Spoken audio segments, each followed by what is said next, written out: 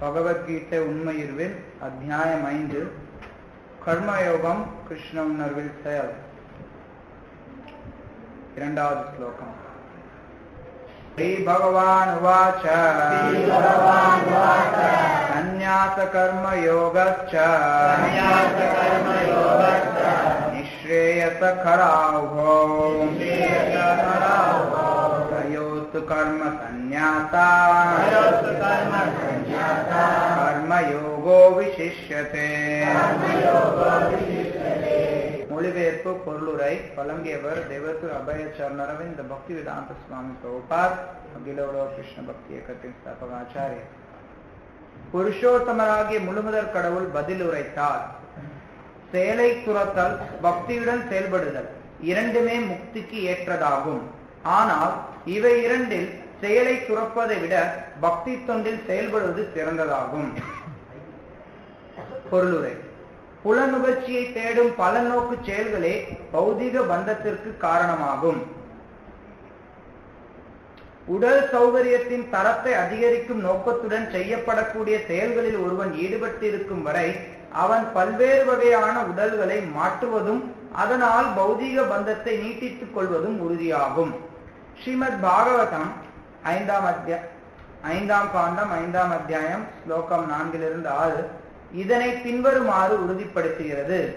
நூனாம் பிரமத குருதே விகர்ம யதீந்திரிய பிரீத்தயோ ஆப்னுனோதி நசாது மன்யே யதாத்மனோயம் அசன்னதி க்லேஷதாஷ தேஹ பராபவத் தாவத் அபோத ஜாதோ யாவன்ன ஜிக்ஞாசத ஆத்ம தத்துவம் யாவத் கிரியா தாவத் இதம் மனோவை கர்மாத்மகம் ஏன ஷரீர பந்தம் ஏவம் மன கர்ம வசம் பிரயுக்தே அவித்யாத்மன் யுபதீயமானே பிரீத்தீர்ண யாவான் மை வாசுதேவ ந முச்சதே தேக யோகேன தாவத்.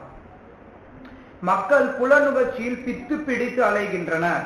கடந்த காலத்தில் செய்த பலநோக்கு செயல்களின் விளைவே முழுக்க முழுக்க துன்பத்துடன் கூடிய தற்போதைய உடல் என்பதை அவர்கள் அறியவில்லை. இவ்வுடல் தற்காலிகமானது என்றாலும் பல்வேறு விதங்களில் இது எப்போதும் தொல்லை கொடுத்து கொண்டுள்ளது. எனவே புலனுகர்ச்சிக்காக செயலாற்றுவது நல்லதல்ல. ஒருவன் தனது உண்மை நிலையினை பற்றி வினவாதவரை அவனது வாழ்க்கை தோல்வியுற்றதாக கருதப்படுகிறது. அவன் அந்த உண்மை நிலையினை அறிந்து கொள்ளாதவரை பலநோக்கு செயல்களை புலனுகர்ச்சிக்காக செய்தாக வேண்டும். மேலும் புலனுகர்ச்சி என்னும் உணர்வில் ஒருவன் மூழ்கியுள்ளவரை அவன் தனது உடல்களை மாற்றிக்கொண்டுதான் இருக்க வேண்டும். மனமானது பலநோக்கு செயல்களில் மூழ்கி இருந்தாலும் சரி, அறியாமையினால் பாதிக்கப்பட்டிருந்தாலும் சரி, வாசுதேவரின் பக்தி தொண்டின் மீதான அன்பை வளர்த்தல் அவசியம். அவ்வாறு செய்தால் மட்டுமே பௌதிக வாழ்க்கை என்னும் பிணைப்பிலிருந்து வெளியேற வாய்ப்பு கிட்டும். எனவே முக்தி அடைவதற்கு ஞானம், தான் இந்த ஜடவுடல் அல்ல ஆன்மீக ஆத்மா என்ற அறிவு மட்டும் போதுமானதல்ல. ஆன்மீக ஆத்மா என்ற நிலையில் செயலாற்ற வேண்டும். இல்லையே பௌதிக பிணைப்பிலிருந்து தப்பிக்க முடியாது. கிருஷ்ண உணர்வில் செய்யப்படும் செயல்கள் பலனை நோக்கி செய்யப்படுபவை அல்ல. முழு ஞானத்துடன் செய்யப்படும் அச்செயல்கள் உண்மை ஞானத்தின் முன்னேற்ற பாதையை பலப்படுத்துகின்றன. ஆனால் கிருஷ்ண உணர்வில் ஈடுபடாமல் வெறுமனே பலநோக்கு செயல்களை துறக்கக்கூடிய கட்டுண்ட ஆத்மாவின் இதயம் உண்மையில் தூய்மை அடையாது. அவ்வாறு இதயம் தூய்மையடையாத காரணத்தால் அவன் மீண்டும் பலநோக்கு தளத்தில் செயல்பட வேண்டி வரும். மறுபுறம் கிருஷ்ண உணர்வில் செய்யப்படும் செயல்கள் பலநோக்கு செயல்களின் விளைவுகளிலிருந்து ஒருவனை தானாக விடுபட செய்வதால் அவன் பௌதிக தளத்திற்கு இறங்கி வர வேண்டிய அவசியமே இல்லை. எனவே கிருஷ்ண உணர்வில் செயல்படுவது எக்கணமும் வீழ்ச்சியடையலாம் என்ற அபாயத்துடன் கூடிய துறவை காட்டிலும் எப்போதும் மேலானதே ஆகும். ஸ்ரீல ரூப கோஸ்வாமி தனது பக்தி ரசாமிருத சிந்துவில் உறுதி செய்துள்ளபடி கிருஷ்ண உணர்வற்ற துறவு பூரணமானதல்ல. பிரபஞ்சிகத்தையா புத்தியா ஹரி சம்பந்தி வஸ்துனா முமுக்ஷிபி பரித்யாகோ வைராகியம் பல்கு கத்தியதே. முக்தியடைய விரும்பும் நபர்கள் பரமபுருஷ பகவானுடன் தொடர்புடைய பொருள்களை பௌதீகமாக எண்ணி துறக்கின்றனர். எனவே அவர்களது துறவு முழுமையானதல்ல என்று கூறப்படுகிறது. இருக்கக்கூடிய அனைத்தும் இறைவனுக்கு சொந்தமானது என்பதால் யாரும் எதன் மீதும் உரிமை கொண்டாடக்கூடாது என்னும் ஞானத்துடன் கூடிய துறவு முழுமையானதாகும். உண்மையில் யாருக்கும் எதுவும் சொந்தமில்லை என்பதை ஒருவன் உணர வேண்டும். அவ்வாறு உணர்ந்த பின்னர் துறவு என்ற கேள்விக்கு எங்கு இடம்? அனைத்தும் கிருஷ்ணருடைய சொத்து என்பதை அறிபவன் எப்போதுமே துறவில் நிலை பெற்றுள்ளான். அனைத்தும் கிருஷ்ணருக்கு சொந்தமானது என்பதால் அனைத்தையும் அவரது தொண்டில் ஈடுபடுத்த வேண்டும். கிருஷ்ண உணர்வில் செய்யப்படும் இத்தகைய பக்குவமான செயல் மாயாவாத பள்ளியை சார்ந்த சன்னியாசிகளின் எத்தகைய செயற்கையான துறவையும் விட பன்மடங்கு சிறந்ததாகும். புருஷோத்தமரான முழுமுதற் கடவுள் பதில் உரைத்தார்.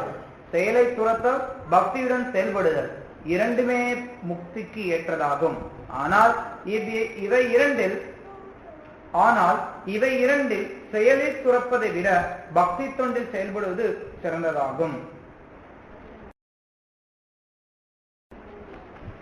பகவான் ஸ்ரீகிருஷ்ணர்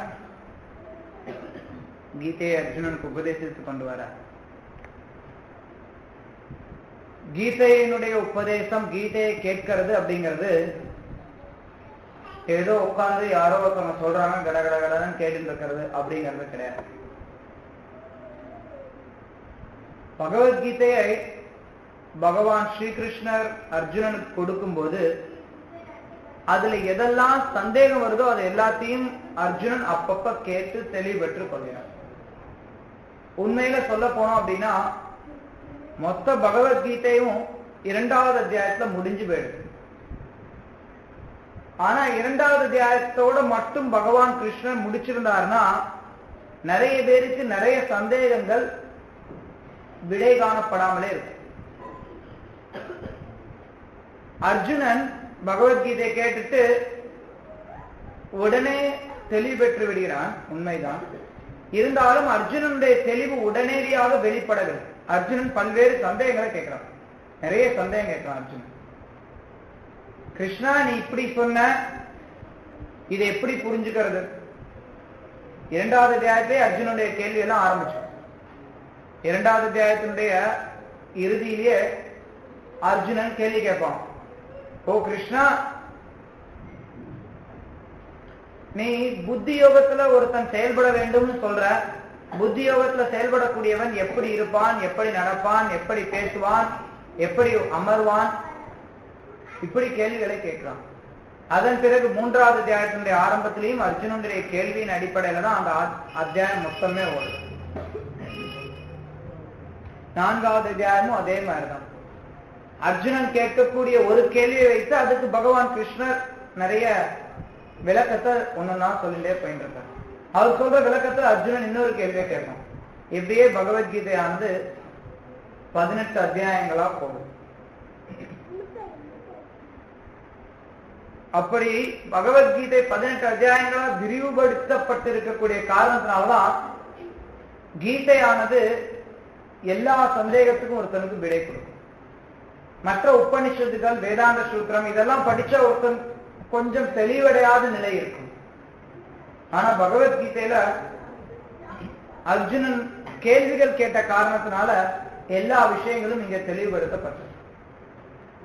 அது மாதிரி இந்த 5ஆம் அத்தியாயத்தினுடைய முதல் ஸ்லோகத்துல அர்ஜுனன் கிருஷ்ணர் கிட்ட ஒரு கேள்வி கேட்க, சந்நியாசம் கர்மணாம் கிருஷ்ணா புனர்யோகம் ச சம்சசி யஸ்ரேயஸ்ய யதயோர் ஏகம் தன்மே ப்ரூஹி சுநிச்சிதம்.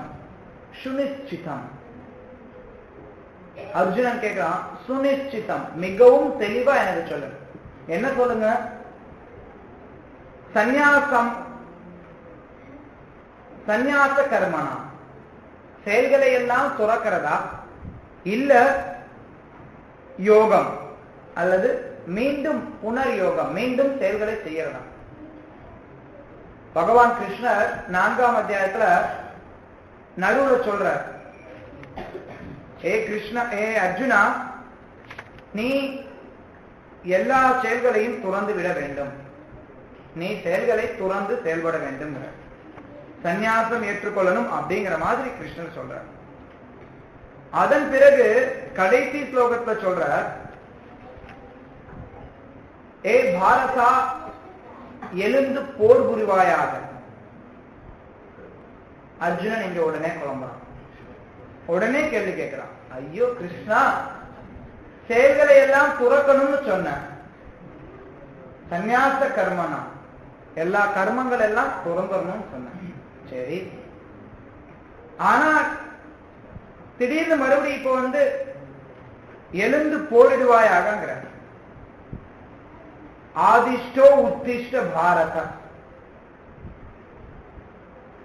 எந்திரிச்சு போரிடு, உட்கார்ந்து இருக்காரு.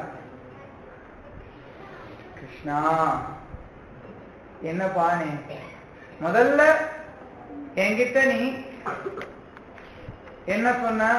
கர்ம சந்நியாசம், சந்நியாசம் கர்மனா கிருஷ்ணா, செயல்களை துறந்து விட சொன்னார். இப்ப மறுபடி செயல்பட சொல்ற. நான் என்ன பண்ணும்?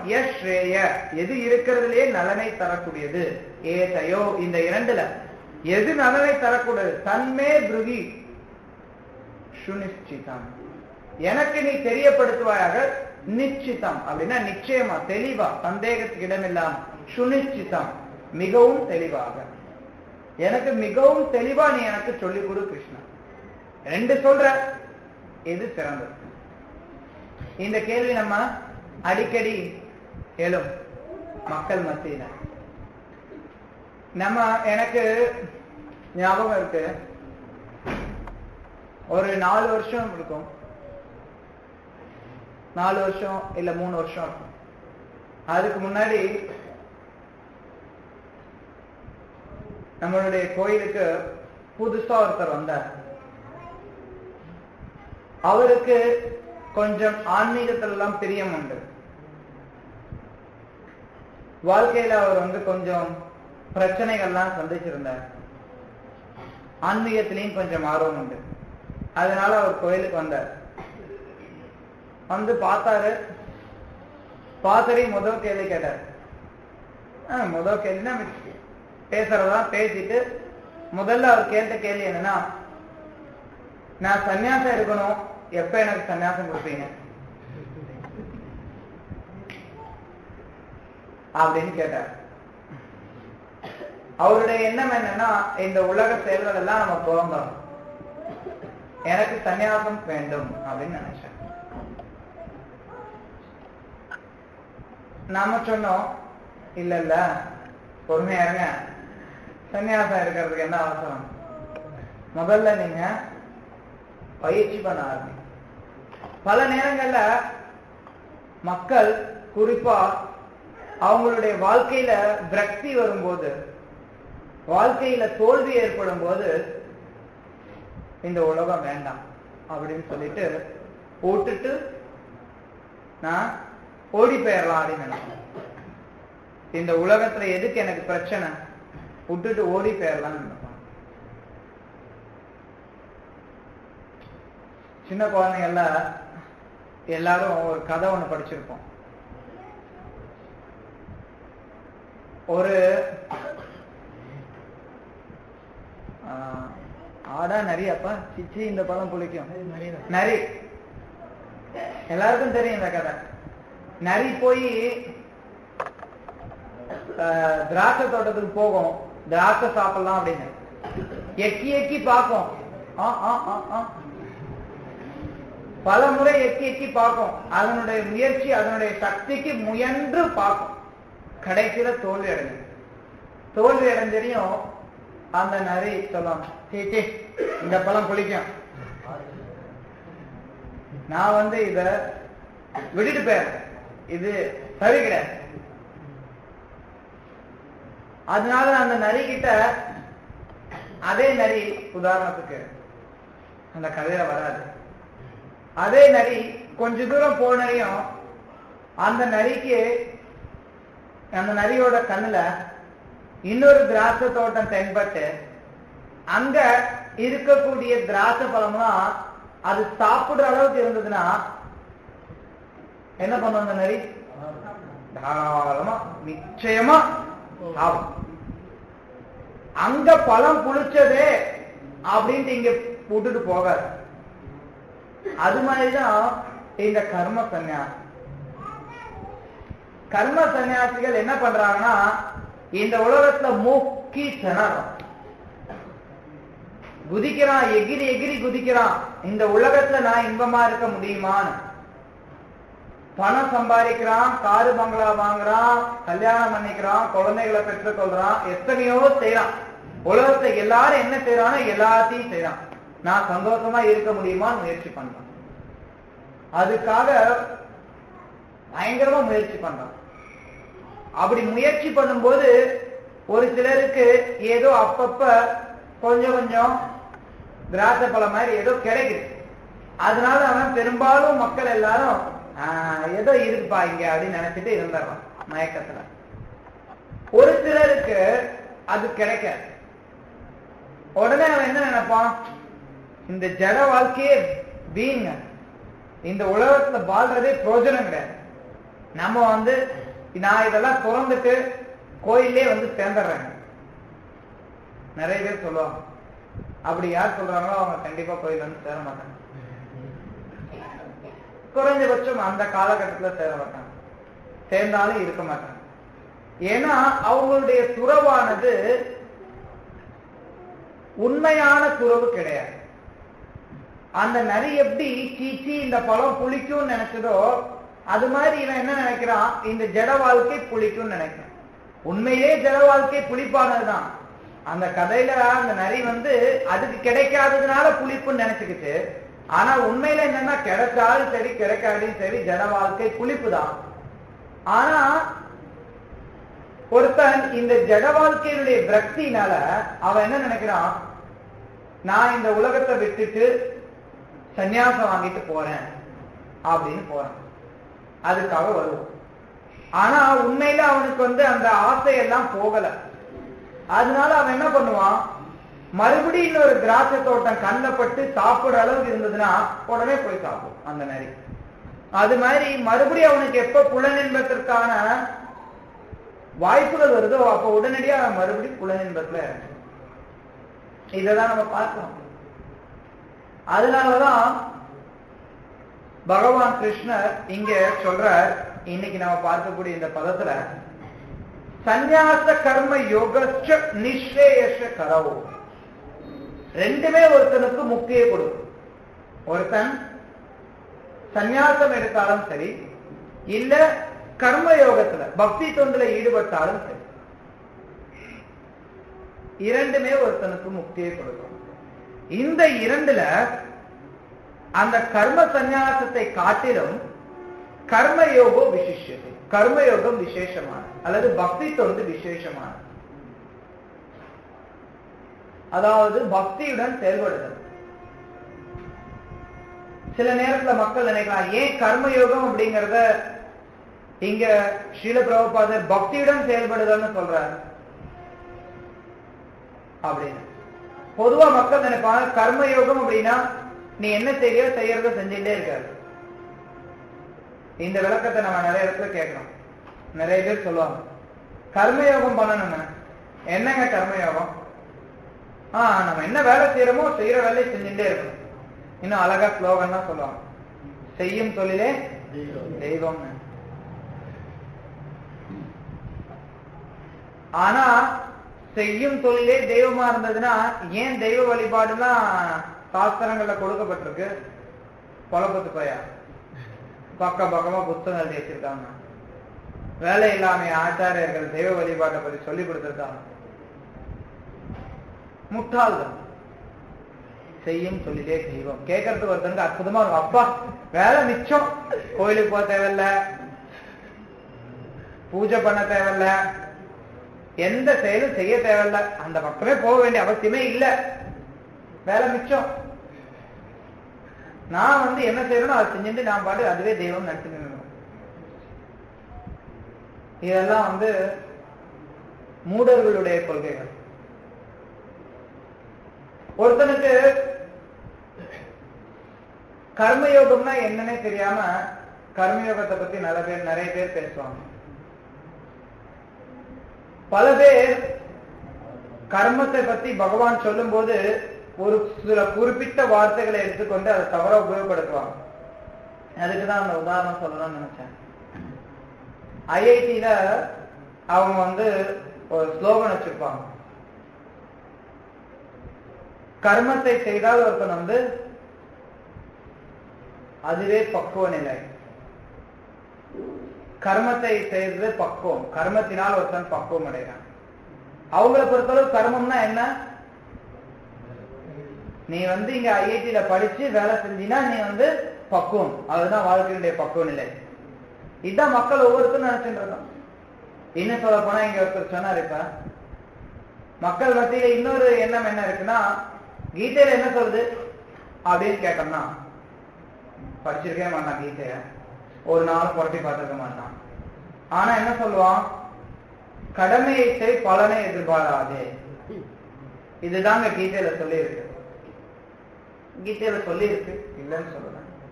ஆனா இதுதாங்க சொல்லி இருக்குன்னு ஒருத்தன் சொல்றான்னா அவன் கீதையை புரட்டி பார்க்கலாம். சரி, அடுத்து அதுலயே ஒரு கேள்வி கேட்கலாம், கடமைனா என்ன? யாருக்கும் தெரியாது. கடமைனா என்னங்கிறது தெரியாது. நினைச்சிருப்போம் நான் நாட்டுக்கு கடமையாக்குறது, இல்ல என்னுடைய வீட்டுல நான் அப்பா அம்மா பாத்துக்கிறது, அதெல்லாம் ஒரு வகையான கடமை தான், இல்லைன்னு சொல்லல. ஆனா உண்மையான கடமை என்னன்னு அவனுக்கு தெரியாது. ஒவ்வொருத்தரும் அவனுடைய கற்பனையில பகவத்கீதையில கர்மயோகத்துக்கு விளக்கம் கொடுக்கும். பகவத்கீதையில பகவான் கர்மாவை மட்டும் சொல்லல, கர்மா அப்படிங்கிற வார்த்தை இருக்கு. ஆனா கர்மா அப்படின்னா இங்க கிருஷ்ணர் கர்ம யோகத்தை பத்தி சொல்ற. கர்மத்துக்கும் கர்ம யோகத்துக்கும் வித்தியாசம். மக்கள் சொல்றாங்களே, நீ பாட்டுக்கு உன்னுடைய கடமையை செஞ்சின்று, நீ பாட்டுக்கு என்ன செய்யணுமோ வீட்டுல அதை செஞ்சின்று அப்படின்னா அது வெறும் கர்மா. அங்க கர்ம யோகம் கிடையாது. யோகம் அப்படின்னா இணைக்கிறது. ஒரு ஜீவனை பகவானோடு இணைக்கக்கூடிய செயல்தான் யோகம். அதை ஒருத்தன் செயலின் மூலமா இணைக்கிறான். கர்ம யோகம் அப்படின்னா ஒரு சில செயல்களை செய்து அதன் மூலமா பகவான் கிருஷ்ணரோடு இணைப்பது அல்லது விஷ்ணுவோடு இணைப்பது. வர்ணாசிரம தர்மத்தை கடைபிடித்து ஒவ்வொருத்தனுக்கும் என்ன கடமை இருக்கோ அந்த கடமையை அவன் செய்து அதன் மூலமா விஷ்ணுவோடு இணைக்கிறது. இல்லது அவன் கடமையை விஷ்ணுவை திருப்திப்படுத்துறதுக்காக செய்ய. இங்க ஏதோ கடமையை செஞ்சுட்டு பக்தி எல்லாம் விட்டுறதுங்கிறது கிடையாது. செய்யும் தொழிலே தெய்வம்னு சொல்லிட்டு தெய்வத்தை ஓரம் கட்டிடுறது கிடையாது. தொழிலை மட்டும் பிடிச்சுட்டு இருக்கிறது கிடையாது. அத பகவான் கிருஷ்ணர் இங்க பரிந்துரைக்கிறார். அதாவது ஒருத்தன் செயல்களை துறக்கிறதுக்காக முயற்சி பண்றான் அப்படின்னா முதல்ல சொன்ன மாதிரி பெரும்பாலும் அத்தகைய நபர்கள் விரக்தியினால துறக்கிறதுக்கு முயற்சி பண்ணுவாங்க. அப்படி விரக்தியினால துறக்கக்கூடிய துறவானது நிலைச்சு இருக்காது. சரி, விரக்தி எல்லாம் இல்ல, உண்மையிலேயே எனக்கு இந்த பௌதிகங்கள் விஷயம் ஆர்வம் இல்லை அப்படின்னு சொல்லி கூட ஒரு சிலர் துறக்கிறதுக்கு வருவாங்க. நம்ம பார்க்கலாம். ஸ்ரீல பிரபுபாதா தான் பொருளுரையில சுட்டி காட்டார். மாயாவாதிகள் யாரெல்லாம் கிருஷ்ணருக்கு நேரடியா பக்தி செய்யாமல் வேறு விஷயங்கள்ல செயல்பட்டு இருக்காங்களோ அவங்கெல்லாம் இந்த உலகம் நைத்தி இந்த உலகம் மாயா, பிரம்ம சத்தியம் ஜெகத் மித்யா, சங்கரர் சொல்லியவர். அதை பின்பற்றுவாங்க. பிரம்மன் மட்டும்தான் உண்மையானது, இந்த ஜெகத் பொய்யானது. அதனால இந்த ஜெகத் எங்களுக்கு வேண்டாம், இந்த ஜெகத்தை நாங்க துறந்துறோம், இந்த உலகம் எங்களுக்கு வேண்டாம், உலகத்தை நாங்க துறந்துறோம் சொல்லி துறக்கிறாங்க. சரி, அப்படி துறக்கக்கூடிய நபர்கள் நிறைய பேரை நம்ம இன்னைக்கு பார்க்கிறோம். இந்தியாவில, குறிப்பா இந்தியாவில மேல நாடுகள்லயும் இருக்கு. நிறைய பேர் நிறைய பேரளவிலான ஆன்மீக ஆசிரமங்கள், இயக்கங்கள், அவங்க எல்லாம் இத சொல்லி தருவாங்க. இந்த உலகம் பொய்யானது, மாயை, இதை ஒருத்தன் துறந்து விட வேண்டும் அப்படிங்கறத சொல்லுவாங்க. இல்ல அவங்க அந்த உலகத்தை துறந்தே இருப்பார்கள். பார்க்கலாம், பெரிய பெரிய அளவுல பேர் பெற்று இருப்பார்கள் மாயாவாதிகள். இந்த உலகம் அவசியம் இல்லைன்னு சொல்லுவாங்க. ஆனா இன்னொரு பக்கம் பாத்தீங்கன்னா அவங்க மக்களுக்கு சமூக நலத்தொண்டுன்னு ஏதோ செஞ்சுட்டு இருப்பாங்க. பள்ளிக்கூடம் திறப்பாங்க, மருத்துவமனை திறப்பாங்க, இல்ல அங்கங்கே ஏதாவது சமூக நலத்தொண்டு செய்வாங்க. பார்க்கலாம். இதே மாதிரி கருத்தை சொல்லக்கூடிய பல பேர். ஒருத்தர் சொல்ற எசோமத் சசோபத், எந்த பாதையை வேணாலும் ஒருத்தர் ஏற்றுக்கொள்ளலாம். ஒருத்தர் இந்த பக்கமும் போகலாம், அந்த பக்கமும் போகலாம். ரெண்டும் ஒரே இடத்தை தான் போய் சேரும் அப்படின்னு சொல்றாரு. சரி, ரெண்டும் ஒரே இடத்தை தான் போய் சேரும் அப்படின்னா அவர் சொல்ல, நீ என்ன வேணாலும் பயிற்சி பண்ணலாம், எல்லாம் ஒரே இடத்துல தான் போய் சேரும். இந்த உலகத்தை துறக்கிறதா முடிவு அப்படிம்பாங்க. சரி, உலகத்தை துறக்கிறதா முடிவு அப்படிம்பாங்க. ஆனா நிறைய மருத்துவமனைகள், நிறைய பள்ளிக்கூடம். ஏன் அப்படின்னா நான் முதல்ல சொன்ன கதை அதான். சீச்சி இந்த பழம் புளிக்கும்னு விட்டுறாங்க. அப்புறம் இன்னொரு இடத்துல பழம் கிடைக்கும் போது அங்க போய் மாட்டிக்கிறாங்க.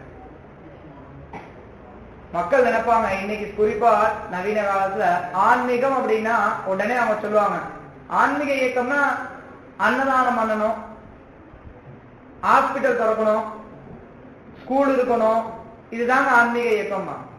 ஏன் ஆன்மீகத்துக்கும் அதுக்கு என்ன சம்பந்தம் இருக்கு? 3 நாளைக்கு முன்னாடி இங்க ஒருத்தர் வந்த இந்த வழியில அப்படியே பாடிக்கிட்டு போயிட்டு இருந்தாங்க. நாங்க அன்னதானம் போடுறோம், எங்களுக்கு கொஞ்சம் நன்கொடை கொடுங்கன்னு வந்தாங்க. நான் கேட்டேன், ஏங்க நீங்க உங்களுடைய கொள்கை பிரகாரம் இதெல்லாம் அவசியமே இல்லையே, ஏன் நீங்க இதெல்லாம் செய்வீங்க? அவருக்கு தெரியல, பதில் சொல்ல தெரியல. ஏன் இந்த ஜட செயல்கள்லாம் செய்யணும்? இது எல்லாமே பௌதிகம் அப்படின்னா என்ன பிரச்சனைனா, அவன் நினைக்கிறான் தவறா இந்த உலகத்தை புரிஞ்சுக்கிறான்.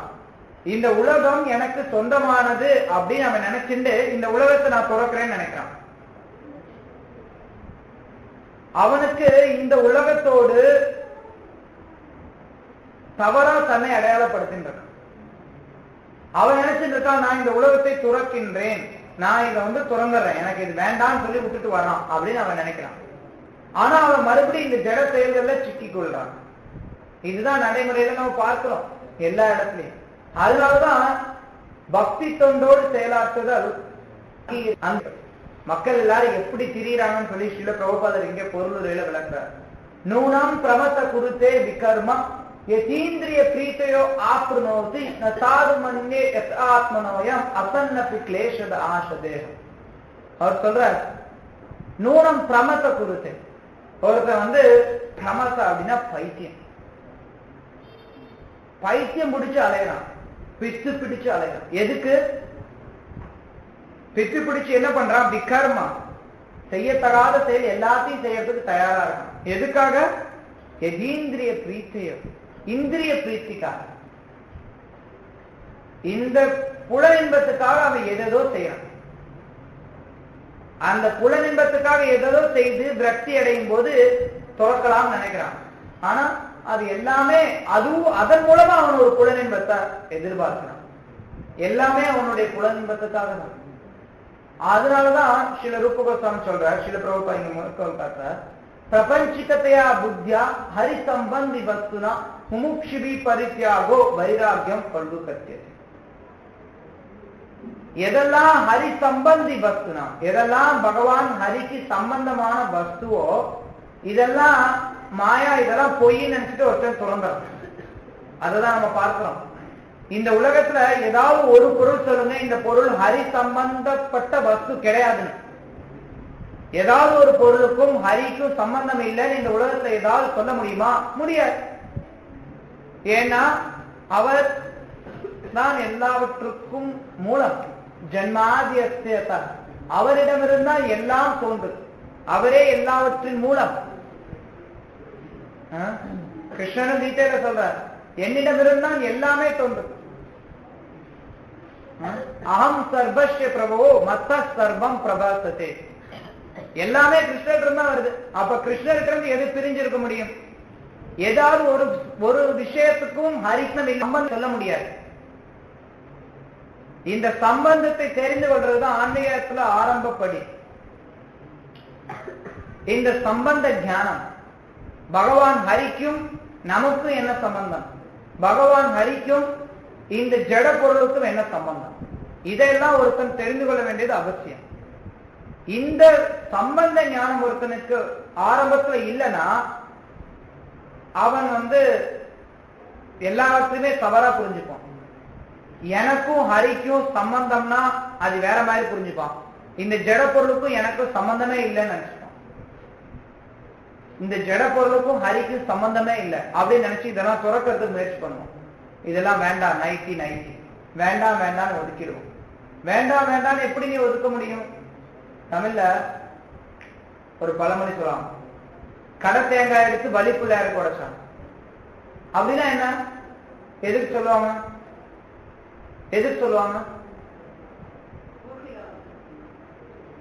ஓசியில வந்தா கூட பரவாயில்ல, யாரோடதோ ஒண்ணு அத நீ இன்னொருத்தருக்கு கொடுக்கற, சரியா?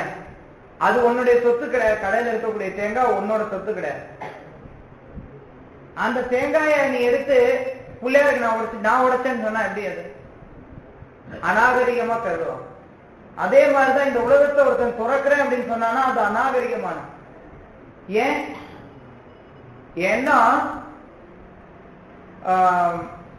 இந்த உலகத்துல எந்த ஒரு பொருளுமே உனக்கு சொந்தமானது கிடையாது, நமக்கு சொந்தமானது கிடையாது. எல்லாமே கிருஷ்ணருக்கு சொந்தமானது. ஈசாவாஸ்யம் இதம் சர்வம். இந்த உலகத்துல எதெல்லாம் இருக்கோ எல்லாமே கிருஷ்ணருக்கு சொந்தமானது. ஒருத்தருக்கு சொந்தமானது என்ன இருக்கு? ஒரு சிலர் சொல்லுவாங்க, நான் இவ்வளவு செஞ்சேன், நான் இவ்வளவு கொடுத்தேன், நான் இத்தனை பேருக்கு என்னோட காசு தானம் பண்ணேன், நான் மருத்துவமனை கட்டினேன், நான் பள்ளிக்கூடம் கட்டினேன், இது என்னது என்னது என்னது? எதுவும் கிடையாது. என்ன இருக்கு? எதுவும் கிடையாது. உனக்கு சொந்தமானது என்ன? எதுவும் கிடையாது. ஒருத்தன் இந்த உலகத்தை பிறக்கும் போது கர்மத்தோட பிறக்கிறான், போகும்போது கர்மத்தோட போறான். சொத்து பத்தெல்லாம் கொண்டு வர்றது கிடையாது, சொத்து பத்தெல்லாம் கொண்டு போறதும் கிடையாது. அழகா மறுபடி இன்னொரு வெளியில பார்த்தோம் அப்படின்னா மக்கள் எல்லாம் சொல்லுவாங்க, கீதாச்சாரம்னு அதுல ஒரு வரி சொல்லுவாங்க, எதை நீ கொண்டு வந்தாய் அதை நீ இழப்பதற்கு. அடுத்த வரி என்ன? இன்று எது உன்னுடையதோ அது நாளை மற்றவருடையது, எதற்காக நீ வருத்தப்படுகிற? அது மாதிரி ஸ்லோகம் சொல்லுவாங்க. கேட்கறதுக்கு நல்லா இருக்கும், ஒரு விதத்துல உண்மைதான். ஆனா இன்னொரு விதத்துல பார்த்தோம்னா பகவான் கீதையில அந்த மாதிரி சொல்லல. அவர் சொல்ற ஒருத்தர் கர்மத்தோட பிறக்கிறான், கர்மத்தோட போறான். அதனால அந்த மாதிரியான பெயரளவுல ஒரு 4 லைன், அது 10 லைன் இருக்குமா, 10 லைன் கீதாச்சாரம் படிச்சுட்டு எனக்கு கீதை தெரியும்னு சொல்றவங்க நிறைய பேர் இருக்கிறாங்க. அந்த மாதிரி நம்பி ஏமாந்துடக்கூடாது. என்ன சொல்ல வரோம்னா, ஒருத்தன் கர்மத்தோட வரான், கர்மத்தோட போறான். ஆனா சொத்து பத்துல அவன் கொண்டு வர்றது கிடையாது. அது எல்லாமே கிருஷ்ணருடையது. இந்த உலகத்துல என்ன இருக்கோ அது எல்லாமே கிருஷ்ணருக்கு சொந்தமானது. அது கிருஷ்ணருக்கு சொந்தமானதுங்கிறத ஒருத்தன் எப்ப புரிஞ்சுக்கிறானோ அப்ப அவன் பக்குவமான நிலையில இருப்பான்.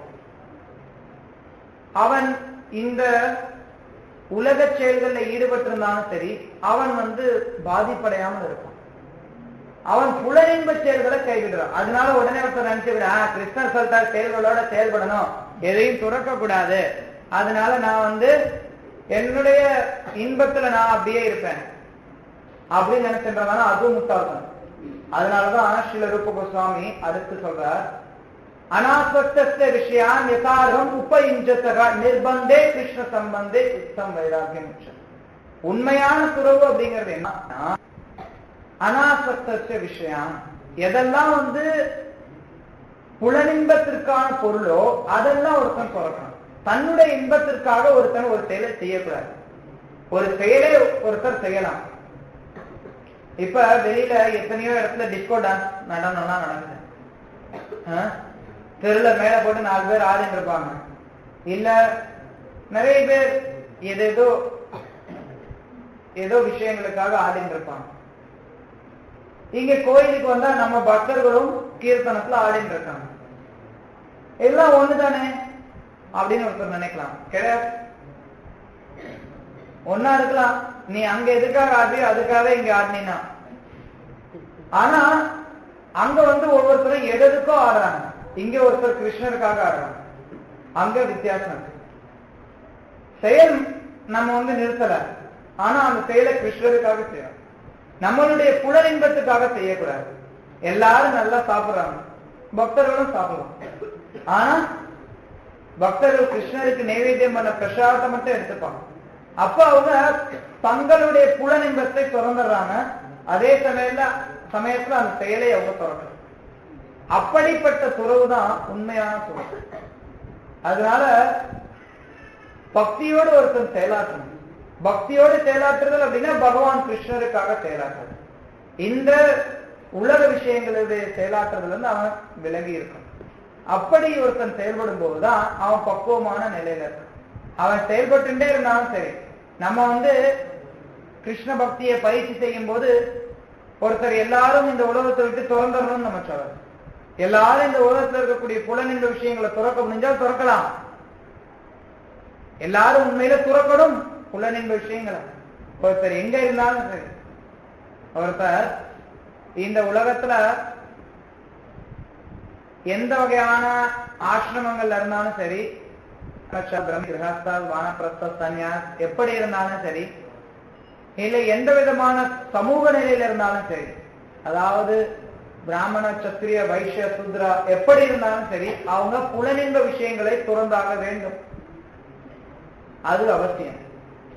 அதே சமயத்துல ஒருத்தர் புலனின்பத்திற்கான விருப்பங்கள் இருந்தா கூட, இங்க ஸ்ரீல பிரபுபாத் பொருளுரையில் எழுதுற மாதிரி, ஒருத்தர் தொடர்ந்து பகவான் கிருஷ்ணரை வழிபடணும். அப்படி பகவான் கிருஷ்ணரை வழிபடுறதன் மூலமா அவங்க படிப்படியா தூய்மை அடைவாங்க. கிருஷ்ணரை வழிபடல அப்படின்னா தூய்மை அடைகிறது சாத்தியம் அல்ல. அதுதான் பிரபுபா இங்க எழுதுற. ஒருத்தர் பகவானை அணுகாத பட்சத்தை எப்படி தூய்மை அடைய முடியும்? அவர் நினைக்கலாம் இந்த உலகம் எனக்கு வேண்டான்னு துறக்கலாம். ஆனா தூய்மை அடையாத பட்சத்துல மறுபடி அவன் இன்னொரு திராட்சை தோட்டத்தை பார்த்து திராட்சை சாப்பிட போயிடும். அதனால தூய்மை அடையிறது அப்படிங்கிறது அவசியம். அந்த தூய்மை அடையறதுக்கான வழிமுறை தான் நம்ம இங்க பயிற்சி செய்யக்கூடிய எல்லாமே. ஹரே கிருஷ்ணா ஹரே கிருஷ்ணா கிருஷ்ண கிருஷ்ணா ஹரே ஹரே, ஹரே ராம ராம ராம ஹரே ஹரே. இந்த மகாமந்திர ஜபா, கீர்த்தனம், பகவத்கீதை உபன்யாசங்களை கேட்கறது, பிரசாதம் எடுத்துக்கிறது, பக்தர்களோட சங்கம் கொள்றது, சேவை பண்றது, இது எல்லாமே இந்த வழிமுறையை நம்ம பயிற்சி செய்யும் போது நம்ம செயல்களோடு இருக்கும். ஆனா புலனின்பத்துல இருந்து விலகி இருக்கும். இத்தகைய நிலை உயர்ந்தது, சிறந்தது, விசேஷத்தை பகவான் கிருஷ்ணர் சொல்றார். அந்த சிறந்த நிலையை பின்பற்றுறதுதான் நமக்கு உகந்தது. ஏன் நம்ம தேவையில்லாம கீழ்நிலைகளை பின்பற்றிக் கொண்டிருக்கணும்? ஹரே கிருஷ்ண. பகவத்கீதை உண்மையர்களுக்கு ஹரே கிருஷ்ண.